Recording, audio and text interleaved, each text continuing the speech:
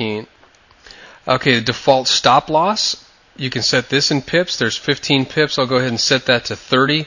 Default take profit, I'm going to go ahead, pardon me, and set that to 20. And the default limit order duration. This is something that you've got to be very careful with, especially with live trading. Always, always, always know where your orders are. Okay, what you have pending, what you don't have pending, what's going to be coming up for cancellation. So if you have an order waiting out there and you want it to be out there, you're going to need to know when those are going to be canceled. My preference is a day. I don't like things hanging out there for any length of time, really. Now in the stock market, if you're familiar with this, these are called, you have what are called GTC, good till canceled order, or good for the day. This is the normal order. This you've got to tell your broker, I want to buy IBM at $115 GTC. Okay, I set this to a day, but you can see here that you can set these. Look at this. You can set it all the way down to an hour, where Owanda will automatically cancel out your order at the end of an hour. Now this is very important down here. If you're trying to enter in orders quickly, you're going to want to enable bounds by default, enable stop loss and take profit by default. You can see this show confirmation windows. If you're going to be buying, it's going to come up and say, are you sure? I like to take those off, okay? And I like to confirm a position reversal, because that way if I'm getting a little spastic, if something's going on, I'm just getting really caught up, and I'm reversing a position, the software will stop me and say, hey, do you really want to reverse that? Now, I don't want to do that for a normal order, but I do want that in place for a position reversal, because that'll stop me from getting whipsawed around.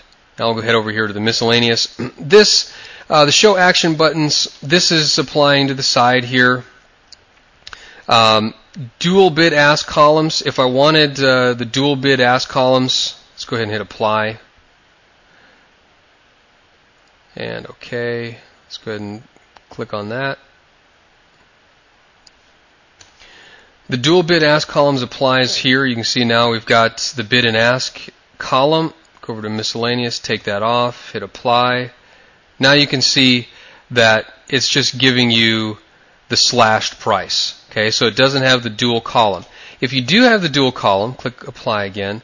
Now if I want to, here's the bid, here's the ask. So if I want to buy, I can just click that and it automatically pops up buy. So I'd be buying the euro at the current price. Okay? So that you can set for your particular preferences. Color-coded tables, again, that's just if you want, there you can see the color now at the top. If you want that. Profit column format, you can set it into pips. The difference, percent, pound per pips, okay? I just like leaving it to pips, very simple. Show pipettes. Now, pipettes is this, let me go ahead and click on apply. Now you see how the price over here shrunk? Let me do this again. Show pipettes. Click apply. Now you see how it grew. Pipettes has to do with this last number here. Okay? So if that's confusing for you, go ahead and take the pipettes off. Click apply, and you'll see that price now is more normal, where you've got 4 decimal places. And that's just what more people are used to. And then, of course, you can set your chart, pardon me, for the different trend line colors, trend line styles. Ignore weekend data and all that. So if you can go ahead and click OK, your settings should be in place for you. Okay, now the last thing, let me go ahead and check and see how much time I've got going here. Well, we're still doing okay.